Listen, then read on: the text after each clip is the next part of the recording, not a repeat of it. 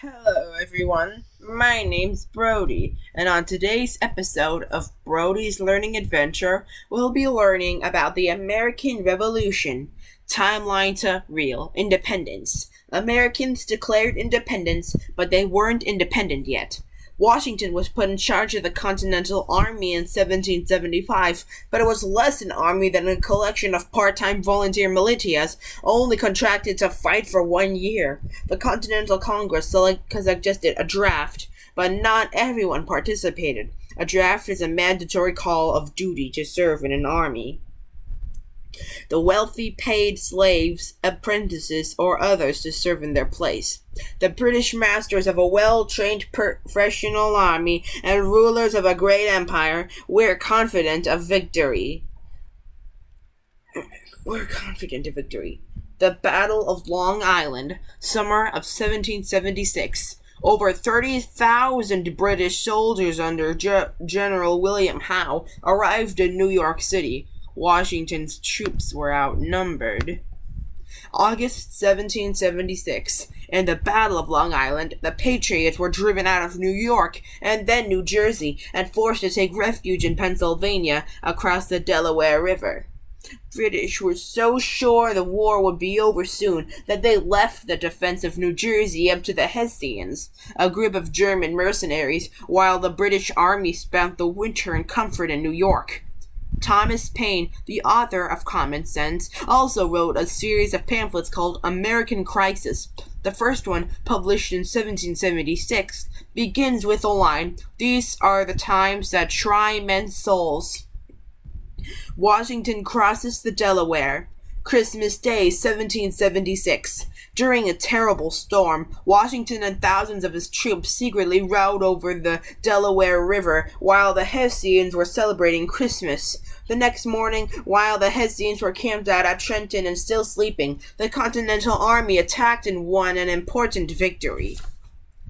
January 2nd, 1777. British General Charles Cornwallis, in charge of the British troops, tried to stop the Continental Army, but Washington was a step ahead. His troops lit campfires near Princeton to make it look like they were resting. Instead, they followed the British troops and made another surprise attack. The Battle of Saratoga. But before I do, I want to show you a painting. Look, these guys are saying, "Worst Christmas ever." Get it? Because it took upon Christmas Day? Well, I bet you don't want to spend your Christmas crossing a river and battling the British. That was all a long time ago. Spring of 1777. The British plan was to capture the city of Albany and take control of the Hudson River to cut off New England from the other countries. General William Howe would move north of the Hudson. General John Burgoyne would head south from Canada and recapture Fort Ticonderoga. On the way, Lieutenant Colonel Barry St. Leger would travel down the Mohawk Valley. All three would meet in Albany. That was the fury, anyway. Don't hate him because he's beautiful. General Burgoyne was affectionately called Gentleman Johnny Burgoyne by his troops for his kindness, and maybe also for his good looks and fashion sense. I want to show you something real quick. This is where Fort Ticonderoga was. This is where Saratoga was. This is Albany. This is Long Island and New York City. This is Long Island. This is the crossing. This is Philadelphia, and this is the Valley Forge. That was New England in 1777.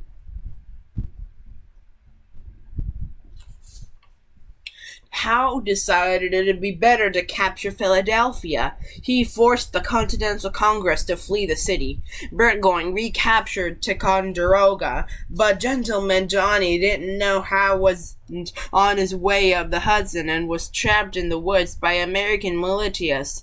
St. Leger was forced back en route to the Mohawk Valley by American General Benedict Arnold.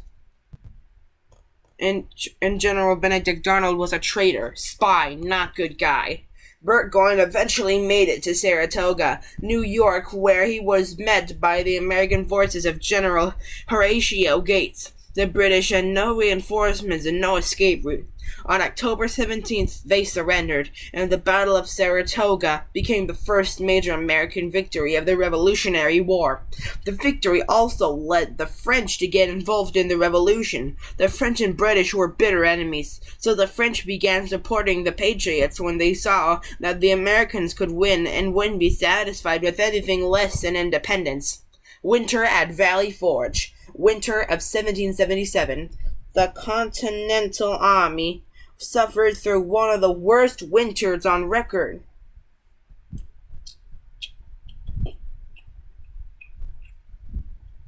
While the British were comfy in Philadelphia, the Continental Army was camped 20 miles west at Valley Forge. The 12,000 troops had almost no food, clothing, or supplies. About a quarter of them died before spring.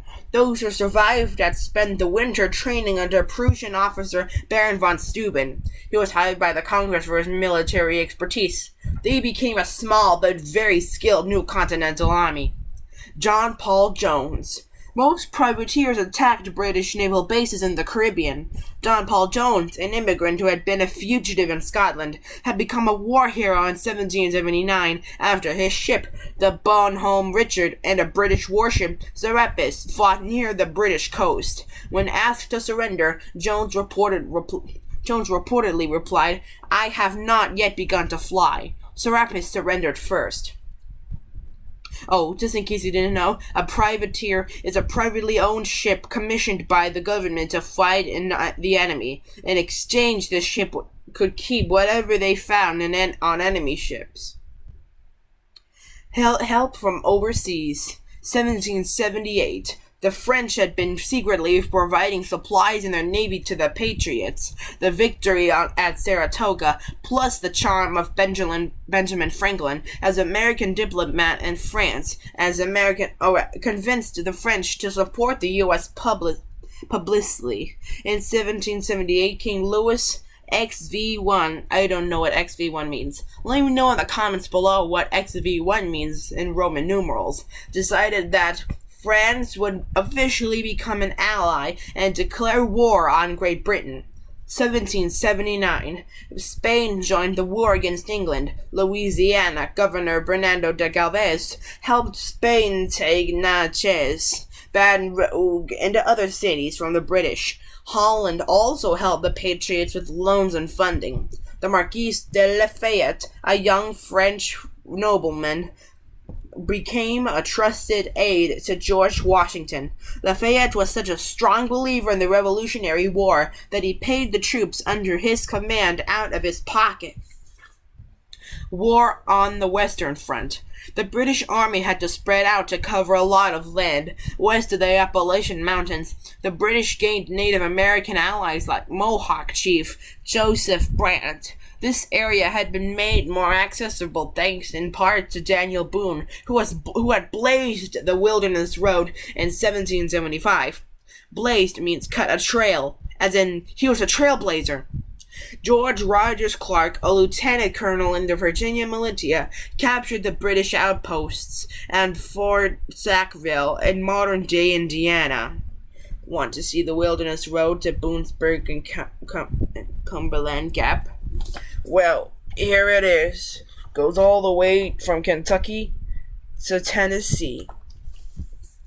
War in the South, 1778 to 1780. The British offered freedom to the slaves of patriots if they would run away and join the British troops. In December of 1778, British commander Henry Clinton captured Savannah, Georgia, and eventually the entire state of Georgia.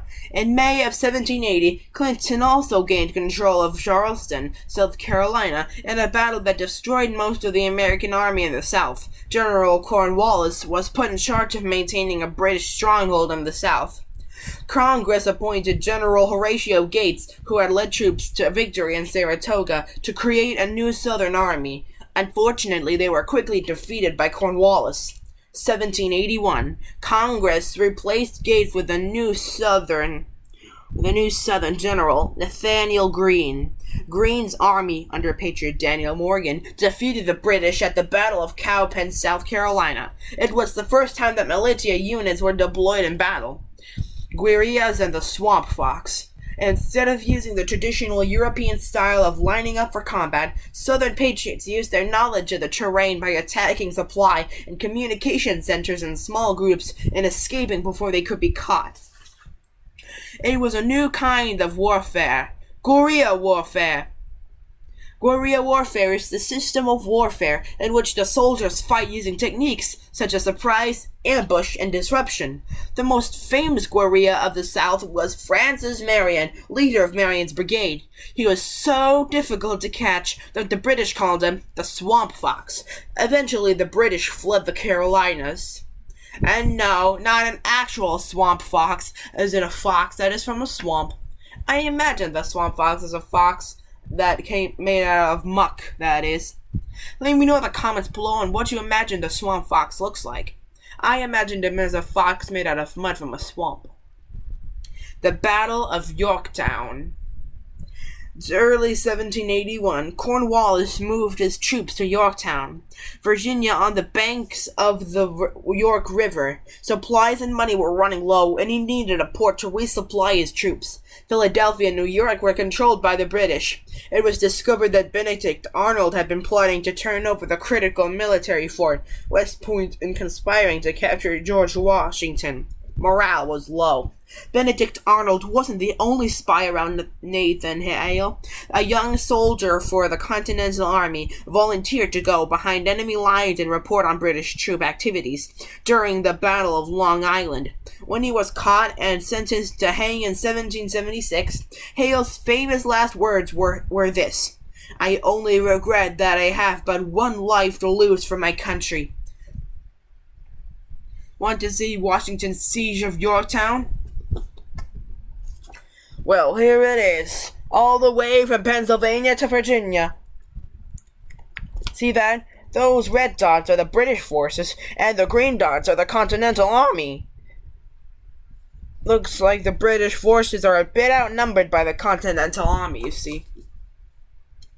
When Washington learned that Cornwallis had moved into Yorktown, he saw an opportunity. After a fast and top-secret march south, the Continental Army, with the help of 7,000 French troops under Lieutenant General Rochambeau, surrounded the city of Yorktown. French ships had already blocked Chesapeake Bay, making it impossible for Cornwallis to escape or get reinforcements.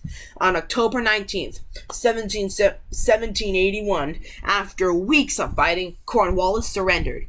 There were several small battles left to fight, but the war was over. Benjamin Franklin, John Jay, and John Adams began negotiations with the British in Paris to end the conflict. The last British troops left New York Harbor. Washington left for his home in Mount Vernon, Virginia. The Treaty of Paris. Again. It took 2 years to finish negotiating the 1783 Treaty of Paris, but the terms were favorable for the U.S. On September 3rd, 1783, Britain officially agreed that the U.S. was a free and independent nation, though it had the potential to expand. Its boundaries were now the Mississippi River, the southern border of Canada, and the northern border of Spanish Florida. Americans could fish the waters of British Canada, debts would be repaid, and captured slaves would be returned. The Congress agreed to recommend that property taken from loyalists would be returned. However, many loyalists fled to New Brunswick and Nova Scotia. Also, Spain got Florida back. In 1763, the 1763 Treaty of Paris ended the 7 Years' War. The 1783 Treaty of Paris ended the Revolutionary War. A completely different Treaty of Paris in 1898 ended the Spanish-American War. How the war was won. So, if the British Army was better trained and better supplied, how did the Patriots win? Home field advantage, knowledge of the terrain, motivation for the cause, civilian support, great leadership, and help from France and Spain. Women in the Revolutionary War. With the men away, women took more responsibility for the home front. They also supported the cause of independence. They sewed clothes and made supplies for the army or became nurses. A few even disguised themselves as men to fight or became spies. Sort of like Mulan, but for America. One famous example, Mary Ludwig Hayes Macaulay, was nicknamed Molly Pitcher because she brought pitchers of water to the soldiers. Although many historians doubt Molly Pitcher existed, her name symbolizes the many women of the Revolutionary War. African Americans in the Revolutionary War. At first, African Americans weren't allowed to fight in the Continental Army, mainly because the southern states didn't want to give weapons to slaves. After the British recruited slaves, altitude changed. A lot of free African Americans served in the army. For example, the 1st Rhode Island Regiment consisted the 140 African Americans out of 225 soldiers. By the end of the war, every state except South Carolina included African Americans in their troops. Here's a quiz to see if you've been paying attention. How did people get out of the draft for the Revolutionary War? How long were most American troops contracted to fight at the time of the Revolutionary War? What was the significance of the Battle of Saratoga? What is a privateer? Why was Francis Marion called the Swamp Fox? What were the terms of the 1783 Treaty of Paris? And how did women participate in the American Revolution? Pause the video now to think of the answers for yourself. On to the answers. 1. They paid slaves or apprentices to go instead. 2. 1 year. 3. It was the first major American victory and led to French intervention. 4. A privately owned ship asked by the government to attack the enemy in exchange for whatever they could take. 5. He used guerrilla tactics and was hard to catch. 6. American independence and borders were determined. Debts were to be repaid and slaves returned. Americans could fish in British Canada too. And 7. Women made supplies for the army and became nurses. A few also fought, helped soldiers, or became spies. Be sure to like, comment, subscribe, and hit the notification bell so that way you won't miss any of my new episodes. This is Brody signing out.